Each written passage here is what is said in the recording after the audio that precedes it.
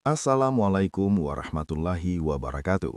Segala puji bagi Allah, Tuhan seru sekalian alam. Salawat dan salam atas junjungan kita baginda Nabi Muhammad sallallahu alaihi wasallam. Kali ini akan dibacakan beberapa kisah dan karamah Abah Guru Sekumpul. Guru Sekumpul merupakan ulama besar dengan nama lengkap Kiai Haji Muhammad Zaini bin Abdil Ghani Al-Alimul Al-Allamah Al-Arif Billah Al-Bahrul Ulum Al-Walih Qudsa Al-Mukarram Maulana Kiai Haji Muhammad Zaini bin Abdil Ghani Al-Banjari. Beliau sangat menghormati tamu, siapapun tamunya. Rasulullah bersabda, "Barang siapa yang beriman kepada Allah dan kepada hari akhir, hendaklah ia memuliakan tamunya." Hadis riwayat Bukhari dan Muslim. Sikap memuliakan tamu juga ada pada Abah Guru Sekumpul, sebagaimana pernah diceritakan oleh salah seorang pemuda yang juga merupakan cucu ulama yang berpengaruh di daerah Brabai Kalsel, yaitu Kiai Haji Ahsan Ahmad. Suatu ketika, dahulu kala sedang berkumpul para tamu, ulama, kiai, dan habaib di kediaman Abah Guru Sekumpul, Kalimantan Selatan. Pada saat itu, juga hadir sejumlah murid atau santri dari Abah Guru Sekumpul yang asyik berbincang-bincang di ruang tamu. Pada saat asyik berbincang-bincang, tiba-tiba terdengar suara memanggil salam dari pintu yang terbuka. Abah Guru Sekumpul dan para tamu yang berkumpul di situ pun menjawab salam tersebut. Dan tampaklah orang tua yang sekilas mirip seorang pengemis, datang hanya untuk meminta minum. Lalu Abah Guru Sekumpul menyuruh seorang pemuda untuk mengerahkan segelas air kepada orang tua tersebut. Begitu selesai meneguk air, orang tua mengucap Alhamdulillah dan menyerahkan gelas yang masih banyak sisa airnya. Orang tua tadi mengucap terima kasih dan lalu mohon pamit undur diri. Orang tua tadi sambil kembali ke tempat semula sambil meletakkan gelas tadi di depan pemuda itu. Lalu Abah Guru Sekumpul menyuruh pemuda itu untuk meminum air tadi. Pemuda itu pun meminumnya, tetapi hanya setegukan saja, sehingga masih banyak meninggalkan sisa. Abah Guru Sekumpul berkata, "Siapa yang mau meminum bekas orang tua tadi, dipersilahkan," kata Abah Guru Sekumpul kepada para tamu. Namun, tampaknya semua hadirin atau tamu yang ada tampaknya tidak beranjak. Namun, entahlah malas atau apa, karena mungkin air tadi bekas dari seorang tua yang tampaknya mirip pengemis.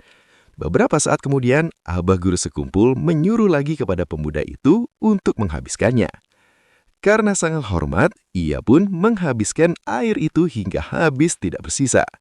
Setelah sedikit menghela nafas, Abah Guru Sekumpul berkata kepada semua tamu yang hadir pada saat itu, "Adakah yang tahu siapakah kakek yang mirip pengemis itu tadi?"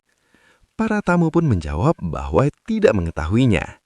Lalu Abah Guru Sekumpul berkata bahwa kakek mirip pengemis yang datang meminta minum tadi adalah Nabi Khidir. Setelah mendengar ucapan Abah Guru Sekumpul, para tamu yang hadir langsung berebut untuk mengambil gelas bekas minuman yang dipakai Nabi Khidir tadi dan mengisinya kembali dengan air untuk bersama-sama secara bergantian minum untuk mengambil berkah. Kiai Haji Muhammad Zaini Stadil Ghani Al-Banjari, akrab disapa Guru Sekumpul, dikenal luas karomah-karomahnya di Nusantara bahkan sampai Timur Tengah. Terbukti ketika acara haul beliau, ratusan ribu peziarah datang dari berbagai penjuru di Nusantara dan negara asing. Ini salah satu bukti betapa Guru Sekumpul mempunyai keistimewaan yang sangat besar, bahkan sampai sekarang tidak pernah dilupakan. Abah Guru Sekumpul juga dikenal dengan kasih sayangnya kepada siapa saja. Semua tamu yang datang akan dilayani dengan sebaik mungkin. Terlebih kalau tamunya itu adalah para habaib cucu Rasulullah Shallallahu Alaihi Wasallam. Suatu hari, datang rombongan para habaib dari berbagai daerah ke Kalimantan Selatan, tepatnya ke kediaman Abah Guru Sekumpul. Sudah tradisi beliau untuk memuliakan para tamu. Abah Guru apabila menerima tamu dari luar daerah, apalagi para habaib, maka Abah Guru Sekumpul akan meminta tamu tersebut untuk menginap beberapa hari di kediaman beliau. Beliau sendiri yang turun tangan untuk melayani para tamu tersebut. istilah tamu adalah raja sangat terlihat dari sikap dan perilaku Abah Guru Sekumpul terhadap tamu-tamu beliau. Sampai pada akhirnya rombongan para habaib itu akan pulang, maka bergantianlah Abah Guru Sekumpul menyalami satu persatu para habaib tersebut, yang jumlahnya puluhan orang. Tapi ada yang aneh.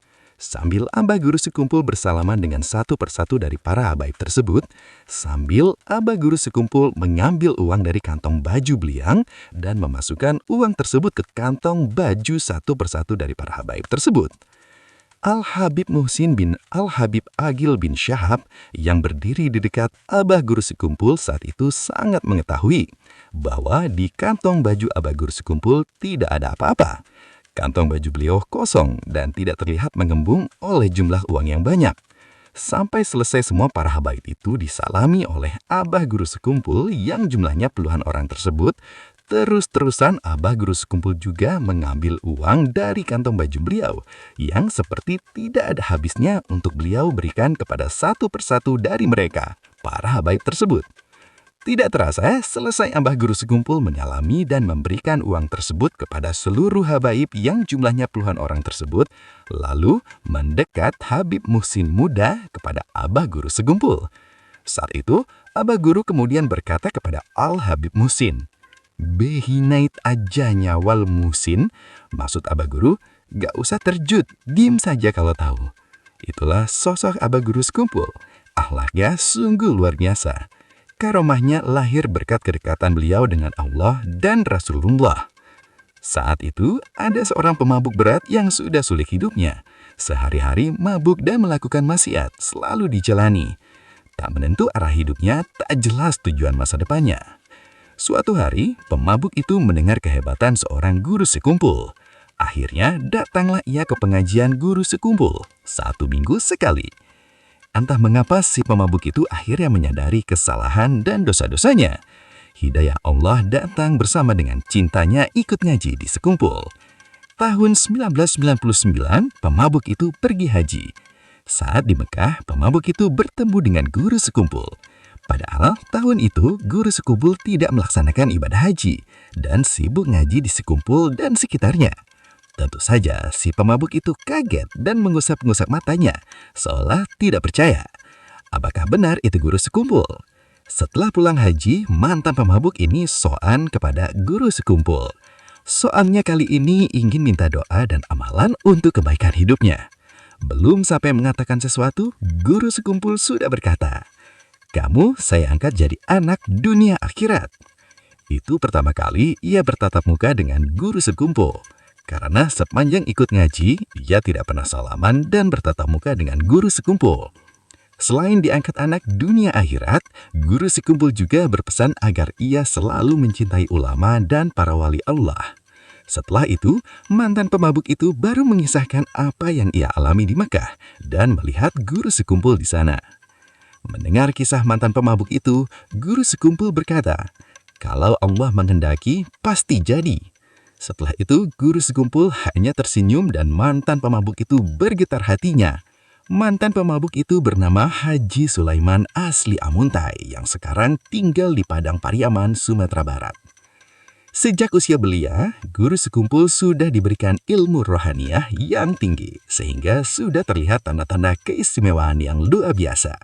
Walaupun tampak tanda kerohaniahnya sejak kecil, guru sekumpul muda tetap fokus belajar tanpa henti. Beliau adalah pembelajar sejati. Waktunya dihabiskan untuk ngaji dari satu guru menuju guru berikutnya. Guru pertama sejarah rohani adalah Syekh Ali Junaid Berau bin Qadi Haji Muhammad Amin bin Mufti Haji Jamaluddin bin Syekh Muhammad Arsyad Al-Banjari. Selain itu, guru sekumpul juga ngaji kepada Kiai Haji Muhammad Syarwani Abdan, guru Bangil. Kemudian guru Bangil menyerahkan kepada Kiai Hamid Pasuruan, Al-Habib Hamid bin Abdullah Basyeban yang di Pasuruan tersebut. Kemudian Kiai Hamid Pasuruan menyerahkan kepada Kiai Falah. Kemudian Kiai Falah menyerahkan kepada Syekh Muhammad Amin Qutbi. Kemudian Syekh Muhammad Amin Qutbi menyerahkan kepada Syekh Muhammad Arsyad bin Abdullah Al-Banjari, yang selanjutnya langsung dipimpin oleh Rasulullah SAW. Atas petunjuk Syekh Ali Junaid Berau juga, guru sekumpul belajar kepada Haji Muhammad Gadung bin Haji Salman Al-Farisi, bin Qodi Haji Mahmud, bin Asyad, bin Syekh Muhammad Arsyad Al-Banjari mengenai masalah Nur Muhammad. Maka dengan demikian, di antara guru beliau tentang Nur Muhammad antara lain adalah Haji Muhammad tersebut di atas. Dalam usia lebih kurang 10 tahun, beliau sudah mendapat khusyuk syiah dan anugerah dari Allah Subhanahu wa Ta'ala berupa kasyaf hissi, yaitu melihat dan mendengar apa-apa yang di dalam ataupun yang terdinding. Sewaktu beliau saihah, yaitu berjalan-jalan di hutan, maka rumput-rumputan memberi salam kepada beliau dan menyebutkan manfaatnya untuk pengobatan dan sebagainya. Begitu pula batu-batuan dan besi, kesemuanya ini tidaklah beliau perhatikan. Dan hal-hal yang demikian itu beliau anggap hanyalah merupakan ujian dan cobaan. Dalam usia kurang dari 14 tahun, atau tepatnya masih duduk di kelas 1 Sanawiyah, beliau telah dibukakan oleh Allah Subhanahu wa Ta'ala suatu futuh tatkala membaca tafsir. Beliau adalah seorang yang sangat mencintai para ulama dan orang-orang soleh.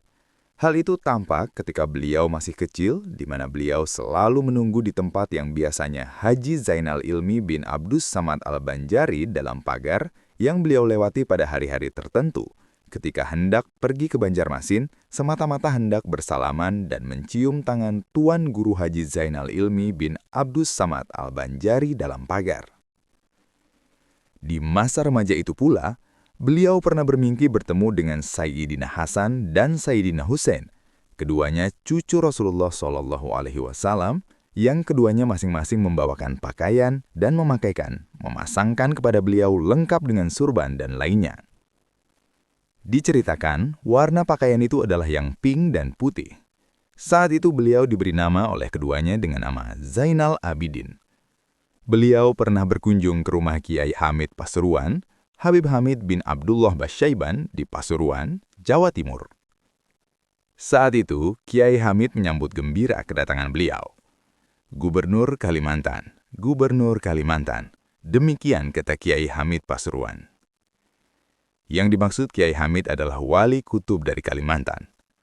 Beliau adalah seorang ulama yang menghimpun antara syariat, tarekat, dan hakikat, dan juga seorang yang hafiz Quran dan tafsirnya, yaitu tafsir Al-Quran Jalalain.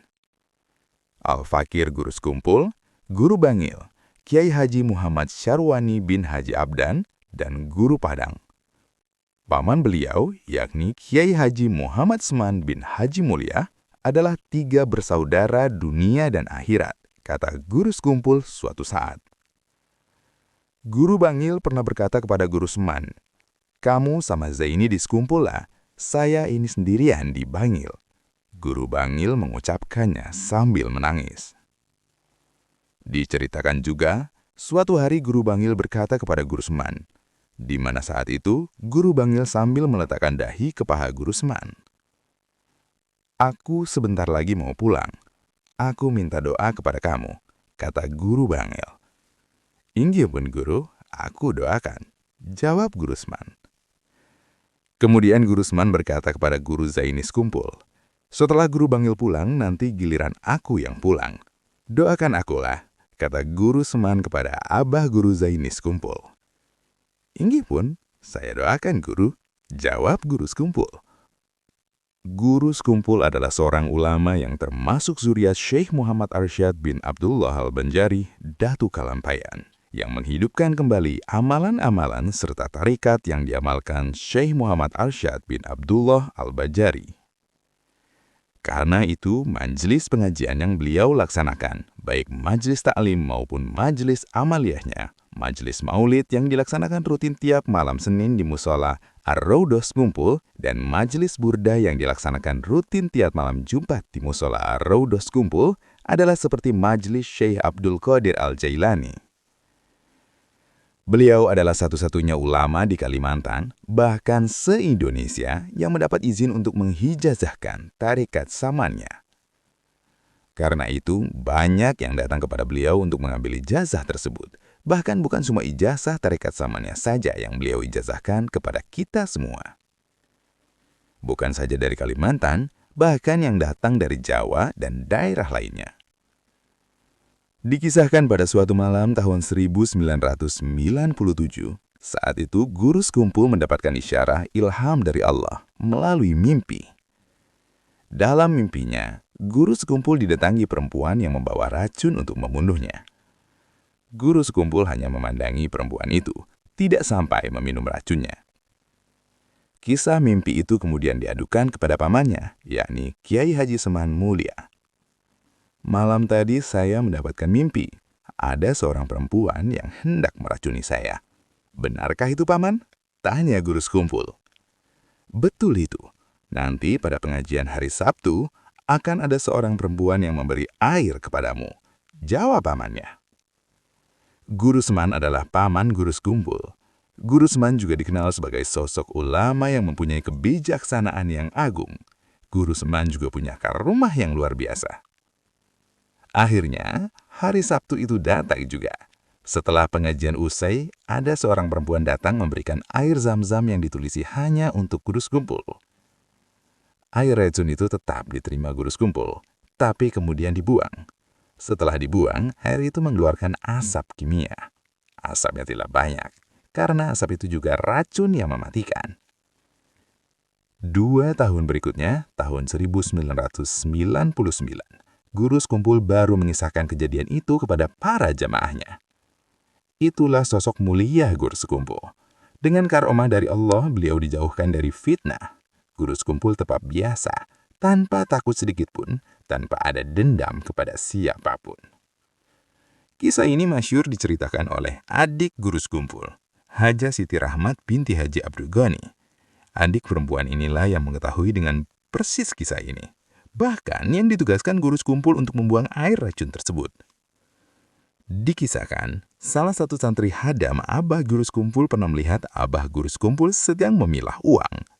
Uang-uang itu dipisahkan menjadi 2 bagian. Satu bagian disimpan dan satu bagian lagi malah dibakar. Melihat pemandangan itu, maka terkejutlah santri hadam itu. Ia bertanya-tanya dalam hati, mengapa uang itu dibakar? Sungguh sayang sekali. Akhirnya, santri hadam itu pun mendekat dan memberanikan diri bertanya kepada abah guru. Abah, mengapa uangnya dibakar? Kan sayang, tanya si santri. Kamu ingin tahu kenapa? Abah guru menjawab dengan senyum. Iya, Abah, jawab si santri. Kemudian, abah guru sekumpul mengambil sisa-sisa uang yang masih belum dibakar. Dan di saat itulah uang tadi diperah dengan tangan beliau sendiri. Subhanallah, keluarlah darah dari uang tersebut yang membuat santri hadam tadi terkejut. Abah guru sekumpul pun tersenyum dan berkata, "Nah, sekarang kamu sudah tahu mengapa aku membakar uang ini. Karena uang ini adalah uang haram dan bercampur dengan syubhat." Masya Allah, itulah sebagian karomah abah guru sekumpul. Harta yang ada di depannya tidaklah secara langsung diterima apa adanya. Abah guru sekumpul Martapura adalah sosok ulama besar Kalimantan yang dikenang jasa-jasanya oleh dunia. Nama lengkapnya adalah Kiai Haji Muhammad Zaini Abdul Ghani. Beliau dikenal sangat masyhur dengan karomahnya. Bahkan ada seorang pengusaha batubara yang takjub dengan karomah itu. Nama pengusaha itu adalah Haji Rahmat dari Gunung Sambung. Pengusaha itu dikenal mempunyai kedekatan dengan abah guru sekumpul. Sehingga kalau ada suatu masalah yang menimpanya, sering sekali konsultasi dengan abah guru sekumpul. Saat itu, Haji Rahmat yang tengah mengelola tambang batubara sedang memerlukan dana untuk modal pengembangan usahanya. Tidak lama setelah itu, ia ditelepon oleh abah guru sekumpul. "Rahmat, kamu hendak meminjam uang di bank?" tanya guru sekumpul. "Kalau masih kurang, ambil dana dari abah guru saja. Berapa kamu perlunya?" Lanjut guru sekumpul. Haji Rahmat terkejut tidak kepalang karena keinginannya itu sudah lebih dulu diketahui oleh abah guru sekumpul. "Iya abah guru, iya abah guru," jawab Haji Rahmat. Beberapa hari kemudian, Haji Rahmat datang menemui abah guru sekumpul. Ketika sudah di rumah, abah guru sekumpul mengatakan, "Rahmat, kamu perlu berapa?" Abah guru lalu membukakan satu persatu lemari yang ada di rumah beliau. yang membuat Haji Rahmat berperanjat dan terkejut bukan main. Karena setiap lemari yang dibuka, semuanya penuh berisi uang, baik di dalam kamar hingga di luar kamar, sampai ke lemari dapur, semuanya berisi penuh dengan uang. Kejadian ini membuat Haji Rahmat tidak berani mengambil uang tersebut selain yang memang dikasihkan abah guru. Suatu hari, salah satu santri guru sekumpul yang berasal dari Pengarun melihat buah pisang yang ada di belakang rumahnya sudah masak. Buah pisang itu nampak besar dan ranum karena tumbuhnya dari pohon yang subur di tepi sungai Pengarun. Sebagai murid yang baik, ketika itu terbetik di hatinya niat untuk menyerahkan sebagian buah pisang tersebut kepada abah guru di Keraton Martapura. Pada suatu saat yang sudah ditentukan, berangkatlah ia ke Martapura sambil membawa sebongkah buah pisang untuk sang abah guru tercinta. Tepatnya di kampung Keraton Martapura, tempat tinggal abah guru sekumpul saat itu. Sesampai di rumah abah guru dan berbicara seperlunya, maka sang murid pun menyerahkan pisang tersebut kepada abah guru. Namun abah guru dengan santun dan halus menolak pemberian tersebut. Tolong pisang ini dibawa, boleh pulang aja. Karena nanti ditanam, dikubur di tanah. Jangan dimakan, karena pisang ini bukan punya kamu. Ingat kamu kah, bahwa pisang ini larut, terbawa, di banyu sangkut, tertahan di belakang rumah kamu, tumbuh sampai berbuah. Jadi bawa boleh, pulang aja pisang. Jangan ada yang makannya. Mendengar jawaban abah guru ini, sang murid kemudian terperangah dan bergetar hatinya. Sang murid sudah lupa dengan peristiwa detail itu, karena sudah lama sekali.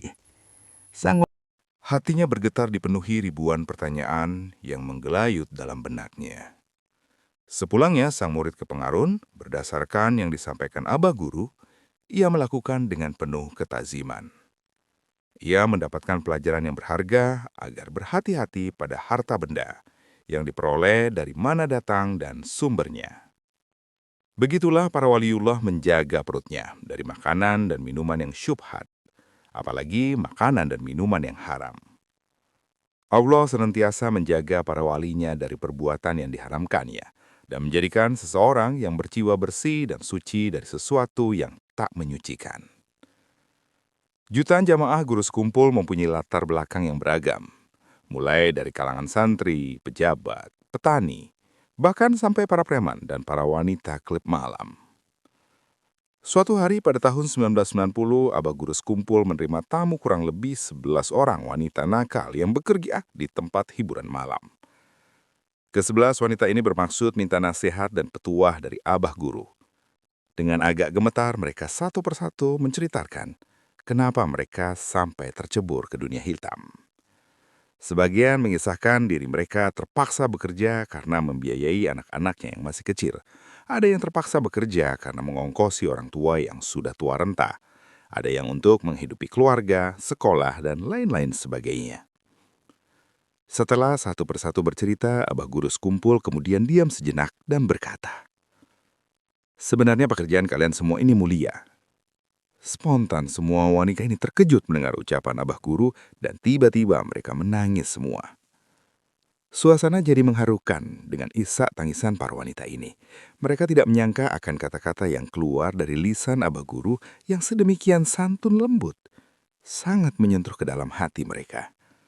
Lalu abah guru berkata lagi, "Hanya saja kedudukannya sajalah yang salah." Para wanita itu makin bergetar hatinya. Isak tangis mereka masih belum meredah. Bersimpuh mencari solusi hidup di hadapan abah guru.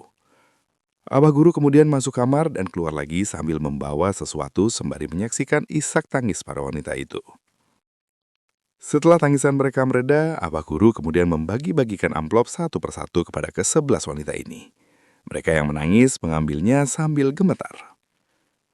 "Ini ampun pian, amplop dari saya. Lumayan dijadikan modal untuk bangun usaha. Sekarang pulanglah ke tempat asal kalian masing-masing dan taubat yang sebenar-benarnya pada Allah. Jangan kalian ulangi lagi." Itulah abah guru sekumpul. Para wanita klub malam merasa mendapatkan cahaya hidup yang terang benderang. Abah guru sama sekali tidak menghujat, apalagi menghina mereka. Semua diperlakukan penuh kasih sayang dan ditunjukkan jalan hidayah Allah SWT. Sosok ulama adalah pewaris para nabi. Dari ulama, manusia mengenal makna dan nilai dari ajaran Nabi Muhammad SWT. Makanya, kita dianjurkan untuk selalu berdekatan dengan para ulama. Kalau dekat dengan ulama, kita juga bisa dekat ajaran yang disampaikan ulama, yang tentu saja mengantarkan kita menuju hidayat Allah SWT. Dan cinta, mahabbah kepada Rasulullah. Kalau para ulama yang kita kasihi itu jauh atau malah sudah wafat, bisa jadi kita bisa tetap bertemu mereka dalam mimpi. Kalau memang ternyata nikmat pertemuan itu hadir dalam mimpi, maka tafsirkanlah mimpi. Bagaimana menafsirkannya? Mari kita nikmati penjelasan seorang waliullah Abah Guru Sekumpul Martapura. Apabila engkau bermimpi seorang guru, ulama yang engkau kenal, guru itu memberikan nasihat kepada engkau di dalam mimpi tadi, maka laksanakanlah. Tapi jangan ria dan sum'ah. Jangan ingin minta dilihat orang lain. Jangan ingin minta didengar orang lain. Sesungguhnya, jika engkau bermimpi seorang guru dan engkau tidak memberitahukannya ke orang lain, insya Allah engkau akan dapat madat, syafaat, pertolongan dari guru itu. Demikian kata Abah Guru Sekumpul dalam suatu kesempatan. Sementara itu Abah Guru Zuhdi mengatakan apabila engkau bermimpi seseorang, wajah seseorang di dalam mimpi itu mirip sama orang yang kita kenal. Dan seseorang itu berkata, "Aku Rasulullah," maka pertanda orang itu wali kutub. Ada lagi pesan Guru Sekumpul. Kalau kita bermimpi seorang guru dan guru itu memberikan nasihat yang tidak kita mengerti, hendaklah jangan sampai orang tahu dan jangan berkata-kata, "Aku bermimpi guru." Nanti suatu saat kita akan tahu hikmah di balik mimpi itu. Itulah pesan beliau. Siapapun yang bermimpi bertemu seorang guru, jangan sum'ah. Jangan minta tangguh sama orang. Jangan minta nilai sama orang. Jangan minta puji sama orang. Tutupilah sebagaimana aib kita. Suatu saat kita pasti tahu apa yang guru nasihati di dalam mimpi kita itu. Yang pastinya jika kita bermimpi seorang guru, apalagi guru itu ulama besar dan seorang waliullah, pertanda kita disayangi dan dirindukan guru itu. Terkadang nasihat yang beliau sampaikan di dalam mimpi itu menjadi sulit kita memahaminya. Tapi suatu saat pasti kita bisa memahaminya sendiri, bukan dari orang lain, asalkan kita cukup diam dan tutupi jika kita bermimpi seorang guru. Insya Allah, kita dapat madat, pertolongan dari guru itu. Menurut Syekh Yusuf bin Ismail Al-Nabhani dalam kitab Jami'ul Karamatil Aulia, menyebutkan bahwa kata al-wali punya makna yang sama dengan al-khorib, yang berarti orang yang dekat. Dalam mazhab tasawuf, wali adalah predikat atau pencapaian yang sangat tinggi dalam perjalanan manusia, bahkan tertinggi yang dapat dicapai manusia biasa menuju Allah SWT. Derajat kewalian pada dasarnya tidak begitu saja diberikan, tetapi melalui perjalanan panjang menuju Sang Halik. Buah dari takwa dan taat yang dilakukan terus-menerus, dan untuk mencapai derajat itu, orang harus melalui syariat yang dijalani secara istiqamah, dilakukan dengan penuh penghayatan melalui tarekat, hingga menemukan kedalaman hakikat.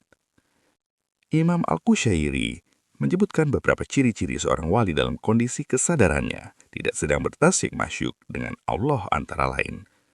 1. Mengerahkan segala kemampuannya untuk memenuhi hak-hak Allah. 2. Menyebarkan kasih sayang kepada segala makhluk tanpa ada rasa benci.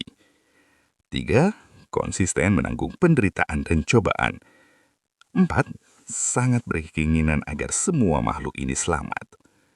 5. Menghindarkan diri dari segala yang menyusahkan orang lain. Jika kita melihat keseluruhan perjalanan hidup Guru Sekumpul, maka nampaknya beliau telah memenuhi klasifikasi seperti itu. Beliau telah diyakini sebagai waliullah. Tapi benarkah beliau seorang wali? Hanya Allah dan para walinya yang tahu. Hanya saja kenyataan yang terlihat menunjukkan bahwa beliau mendapat pengakuan yang luas di kalangan ulama sebagai waliullah. Sebenarnya sejak masa kecil sudah ada tanda-tanda bahwa beliau akan menjadi orang besar. Bahkan ketika beliau masih dalam kandungan, banyak hal aneh yang terjadi. Di antaranya ketika itu ibu beliau melihat cahaya seperti bulan purnama turun menuju ke pangkuannya. Saat mengandung tidak ada sedikit pun rasa berat atau rasa sakit sampai beliau melahirkan. Saat menghiram jika ingin makan sesuatu, ibunda beliau selalu bermimpi di waktu malamnya makan buah itu, sehingga di pagi harinya sudah merasa puas. Guru sekumpul memang dikenal sejak kecil sebagai orang yang mahfuz, dijaga dari berbagai hal yang mengarah kepada kemaksiatan. Secara kasat mata banyak kejadian yang menunjukkan hal itu. Beliau pun selama hidupnya tidak pernah ihtilam, yaitu mimpi basah yang menunjukkan tibanya usia balik. Balik beliau hanya diketahui dengan usia.